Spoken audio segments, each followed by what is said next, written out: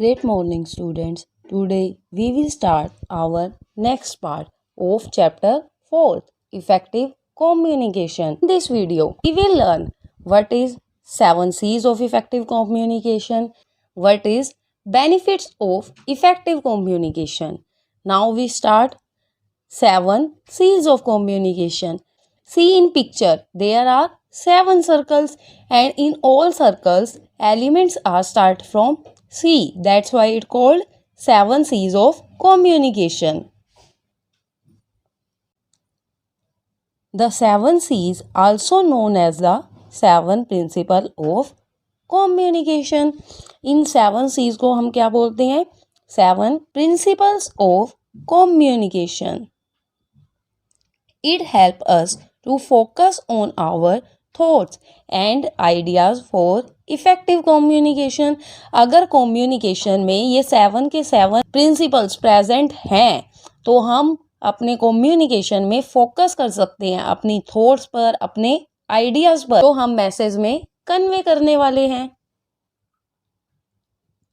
These principles help to make communication more effectively. अगर communication में ये 7 एलिमेंट्स प्रेजेंट हैं तो कम्युनिकेशन कैसा हो जाएगा? Effective. They are applicable for both verbal as well as non verbal communication.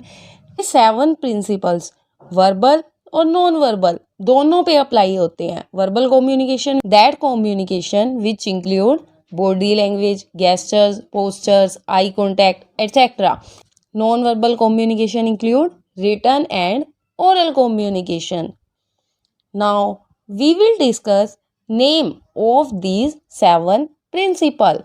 First is clear, second is concise, third is concrete, fourth is correct, 5 is coherent, sixth is complete, seventh is कोर्डियस.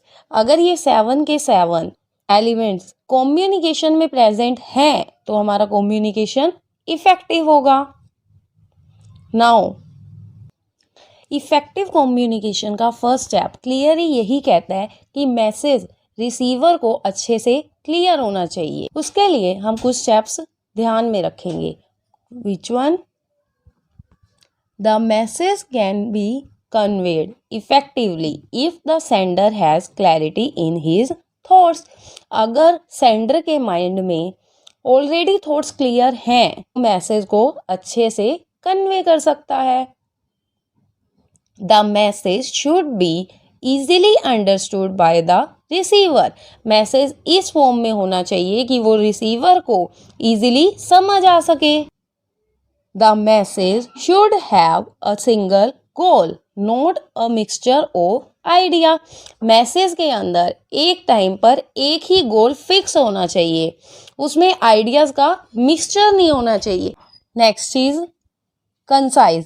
Concise means brief. हमारा message brief में तो हो पर कुछ और points को भी हमें ध्यान में रखना चाहिए. And these are the message must be precise and to the point.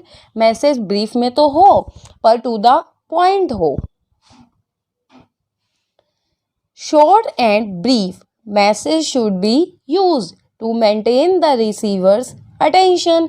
Message brief के साथ शॉर्ट में हो ताकि रिसीवर की अटेंशन अचीव की जा सके. अगर मैसेज ज़्यादा ही लॉन्ग खींचता चला गया तो रिसीवर उस पर ध्यान ही नहीं देगा, उसे कंप्लीट रीड आउट भी नहीं करेगा. Next, every word use should be meaningful and of interest to the receiver. Message में जो भी वर्ड यूज हो वो मीनिंगफुल होने चाहिए और रिसीवर के इंटरेस्ट के अकॉर्डिंग, उसकी नॉलेज के अकॉर्डिंग होने चाहिए. नेक्स्ट चीज concrete. Concrete refers that communication should be believable. Sender और रिसीवर दोनों के बीच में ट्रस्ट होना चाहिए. मैसेज में ट्रस्ट तभी हो पाएगा जब हम कुछ पॉइंट्स को ध्यान रखते हुए मैसेज भेजेंगे. एंड ये पॉइंट्स हैं. First is the message should B supported by facts and figure to eliminate any doubt in the receiver mind, कि मैसेज के अंदर फैक्ट होने चाहिए सो दैट रिसीवर के माइंड में जो भी डाउट हो वो मैसेज से क्लियर हो जाए, और अगर उसके डाउट्स क्लियर हैं तो एक अच्छा रिलेशन बन जाएगा। Next is in case of written communication, citations or reference of the source of information must be given to increase credibility। अगर हम कम्युनिकेशन रिटन फॉर्म में कर रहे हैं तो इंफॉर्मेशन के साथ साथ रेफरेंस भी दिए जाने चाहिए। Next is correct. Correct means accurate. Our message should be accurate. Correct language. Message accurate कब होगा? जब मैसेज में लैंग्वेज करेक्ट यूज की हो। Language means grammar, vocabulary, sentence etcetera. Next, while writing correct spellings and punctuation should be applied। अगर communication written form में है तो उसमें स्पेलिंग और पंचुएशन करेक्ट होनी चाहिए। Next, the facts and figure use should be accurate. Message में जो भी फैक्ट यूज किए गए हैं वो एक्यूरेट होने चाहिए। Next is coherent. It means message should be in logical form. Message coherent तभी होगा जब हम इन कुछ पॉइंट्स को ध्यान में रखेंगे। Check if the message organized logically has a smooth flow and a proper sequence. अगर मैसेज लॉजिकली है तो हमें ये भी चेक करना है कि वो मैसेज लॉजिकली स्मूथली फ्लो कर रहा है और प्रॉपर सीक्वेंस में है या नहीं है। Next is check that you have not tried to cover too many points and not deviated from the main points। उसका लॉजिकल स्ट्रक्चर से हमें ये भी चेक करना है कि मैसेज के अंदर मेन पॉइंट कवर हो रहा है या नहीं हो रहा, और मैसेज के अंदर ज़्यादा पॉइंट्स तो नहीं कवर कर दिए हमने। Next is complete. Complete means all information contain. एक ऐसा मैसेज जिसके अंदर सारी इंफॉर्मेशन अवेलेबल हो जितनी नीडेड है। We must ensure that all relevant information is conveyed through the message. Sender sure होना चाहिए कि उसने जो इंफॉर्मेशन भेजी है वो रिलेवेंट है।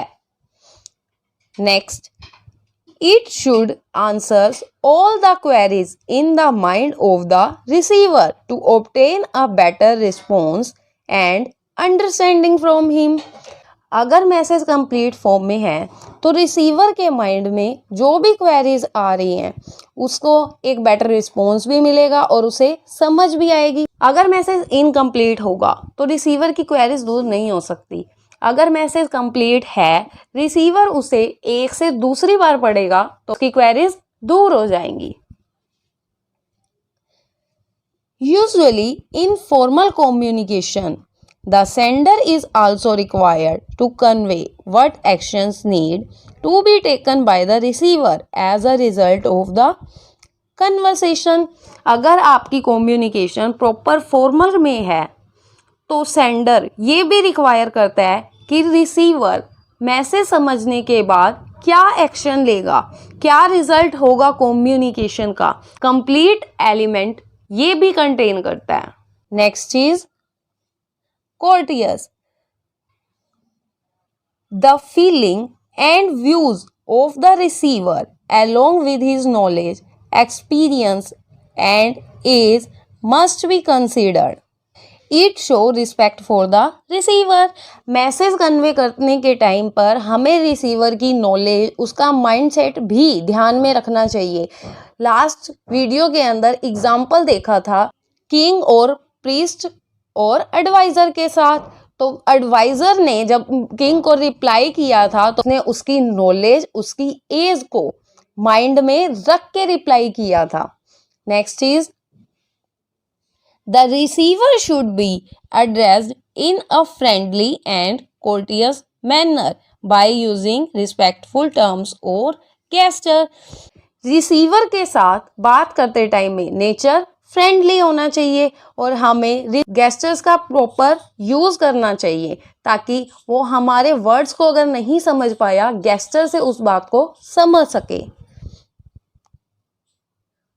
One must be sensitive to the culture and background of the receiver, especially when communication from different ethnicities. अगर कम्युनिकेशन डिफरेंट कल्चर्स में हो रहा है तो हमें अपने कल्चर के साथ साथ उसके कल्चर का भी ध्यान में रखना चाहिए। Even if you disagree with the receiver, it is essential for you to understand and respect his point of view. अगर रिसीवर के फीडबैक से डिसएग्री है सेंडर तो भी वो उसके फीडबैक को समझे और उसके पॉइंट ऑफ व्यू की रिस्पेक्ट करे। ये 7 प्रिंसिपल्स थे 7 सीज ऑफ कम्युनिकेशन के। अगर कम्युनिकेशन के टाइम पे ये 7 प्रेजेंट है तो कम्युनिकेशन इफेक्टिव है। Now we will discuss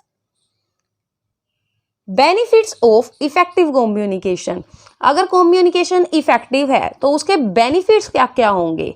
first is effective communication reduce misunderstanding. अगर कम्युनिकेशन इफेक्टिव है तो मिसअंडरस्टैंडिंग के कम चांसेस होंगे तो इससे टाइम भी सेव हो जाएगा। Next is effective communication allows the people involved to build trust and remove any negative emotions. Effective communication से सेंडर और रिसीवर के बीच में ट्रस्टफुल रिलेशन भी क्रिएट होगा और नेगेटिव इमोशंस रिमूव हो जाएंगे। Effective communication skills increase our self-respect because we can deliver our message confidently and receive the outcome we have hoped for. अगर कम्युनिकेशन इफेक्टिव होगा तो सेंडर और रिसीवर के बीच में अच्छा रिलेशन बिल्ड होगा। अगर रिलेशन अच्छा है तो सेल्फ रिस्पेक्ट ऑटोमेटिकली अर्न हो जाएगी। The most significant benefit of using effective communication techniques is that it improves our relationship with other. सबसे बड़ा बेनिफिट इफेक्टिव कम्युनिकेशन का यही है कि इससे सेंडर और रिसीवर के बीच के रिलेशनशिप बहुत ज़्यादा इम्प्रूव हो जाते हैं। Thank you students for watching this video. Stay home, stay safe.